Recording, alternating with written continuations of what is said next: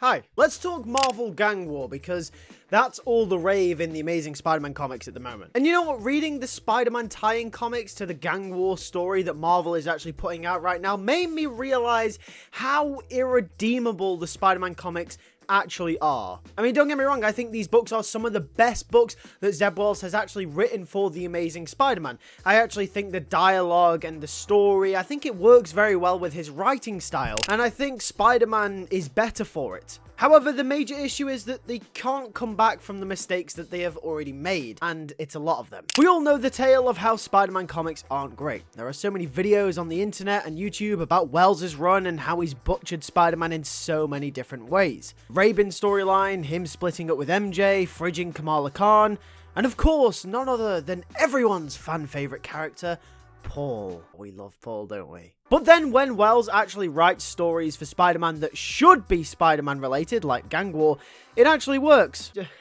Who would have thought? And Wells' writing style for the character actually appears quite appetizing and nice to read, but it's way too late for redemption. The main issues I have with Gang War stems from two very simple but very important rules of storytelling. Number one, show, don't tell. And number two, make us actually care about the characters that you're trying to tell the story with. The main premise of Gang War is that it's a massive brawl out between many gangs throughout New York City. There's the Enforcers, there's Hobgoblin and the like. However, the main instigators are the Magia crime family led by Silvermane and Hammerhead, Madame Mask, who is believed to be dead up until her comeuppance, and of course Tombstone's factions, which are currently being led by Janice Lincoln, Tombstone's daughter, aka the Beetle. This is all well and good, except I don't care about any of these characters. Most of the characters that make up the Spider-Man side of things from Gang War either aren't relevant in the Spider-Man books anymore, or they're just way too old for me to even really care about them in any sort of modern setting. For example, Janice Lincoln and Randy Robertson were big parts of Nick Spencer's run on Spider-Man. However, they've kind of just been flashes in the pan in Zeb Wells' run, and it kind of makes me feel like, well, if you're focusing on them now, then shouldn't they have mattered earlier in the story leading up to Gang War? And then you also have old classics like Wilson Fisk, who, by the way, shows up, gives one cliffhanger, fights Tombstone in the next issue, brushes it off, says, I just wanted to fight someone, says, I don't even care about the war, and then dips. Come on, Marvel. Seriously? Seriously? And that's the main issue, that most of the characters in the book's trajectory at this moment in time don't even really matter to the story. But before I do break this down, especially the show don't tell rule, because that one really bugs me, I actually want to show you where I got this issue from, and all these other comic books too. Basically, I got one of the latest issues of The Amazing Spider-Man from an app called Whatnot. I've bought all of these other comics here as well. I've got The Amazing Spider-Man issue 292, which is a very, very good comic, especially with a really good Mary Jane story. I actually made a video on this as well. Let's see, I've also got Spider-Man Spider's Shadow, which I got from Whatnot. Someone even sent me 2 free cinema tickets to see Across the Spider-Verse, which is really cool. Basically, it's an app that allows creators to live stream their stock and sell to fans. You can even bid for items and have free giveaways as well. So it's like if Twitch met eBay, essentially. And if you use my link in the description down below while it's still active, you will actually get £10 free credit, which even if you weren't thinking of doing it, you might as well, because you're gonna get some free. So, I mean, why not? Signing up is really easy as well. Just put your details in and you're good to go. I know I'm partnered with Whatnot, but genuinely, this app has changed my life. It completely changed the way that I buy comics now. I'm probably going to get the rest of The Amazing Spider-Man from this app, and probably many more things. They also have people selling Pokemon cards, pop figureheads, action figures, pretty much any pop culture stuff that you can think of. They're going to do it. So yeah, it's great. I highly recommend it. Make sure to click the link in the description like I did say for £10 free credit. Either way, let's get back to talking about how Zeb Wells has ruined Spider-Man. Most of Wells' run has been focused on the story between Peter and MJ, and Peter's relationship with Norman Osborn. And there's nothing inherently wrong about this. It's just that this is nothing to do with what they've been setting up and what they've been doing with Gang War. However, characters such as Janice Lincoln and Randy Robertson, as I mentioned earlier, are obviously big parts of the Gang War story because their characters are tied so heavily to the action. But Janice Lincoln and Randy Robertson haven't been big characters in this series since Nick Spencer's run on the book, which was quite literally 6 years ago now. It started 6 years ago. That makes me feel disgusting. Spencer's run was 6 years ago? Oh man.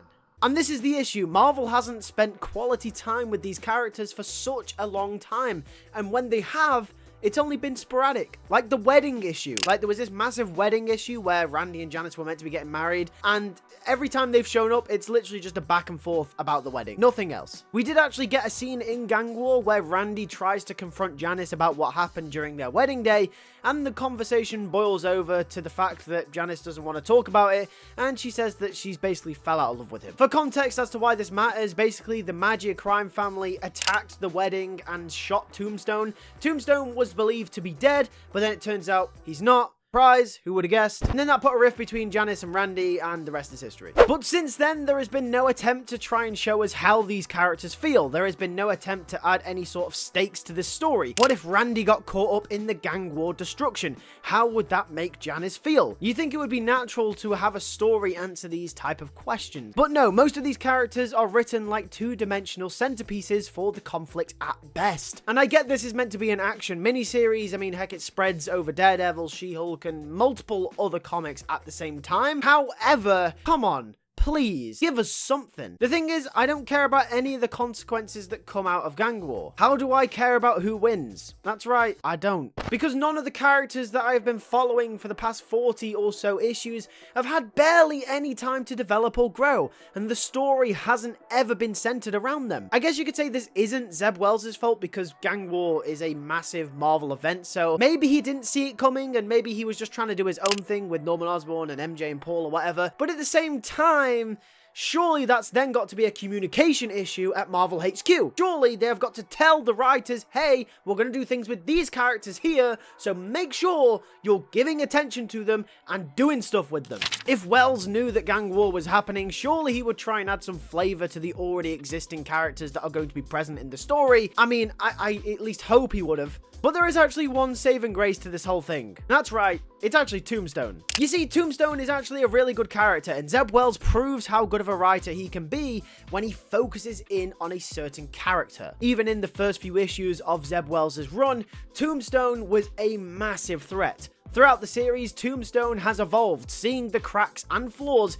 within the gang scene, and eventually, after coming back from being hospitalized, realizes that all he wants to do is keep his daughter out of all of this. So teams up with Spider-Man to help stop the war. That's brilliant. I love it. Character development. That's exactly what we want. But the thing is, the same can't be said about a lot of characters. As I said, the show don't tell rule is a massive thing that Zeb Wells just keeps breaking. Keep telling us that Janice Lincoln and Randy Robertson are falling out and they're really mad at each other and they've fallen out of love and she's really sad about it and Randy's really sad about it. But where are the scenes where they are sad? Where are the scenes where they are giving raw emotion to the audience? Where are the scenes where they are showing us that they're sad? I don't know where they are because all they keep doing is have them argue and then them tell us that they hate the situation that they're in. Come on, please.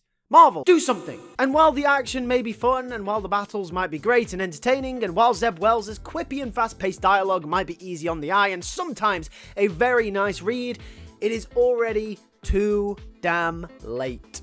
The damage has been done, the curtain is drawn on not just the characters and the stakes that they have set for themselves, but the fans' opinion. Our opinion has been negative, and it's been negative for way too long for them to redeem it now. The story doesn't matter, and it will continue to not matter for as long as comics exist.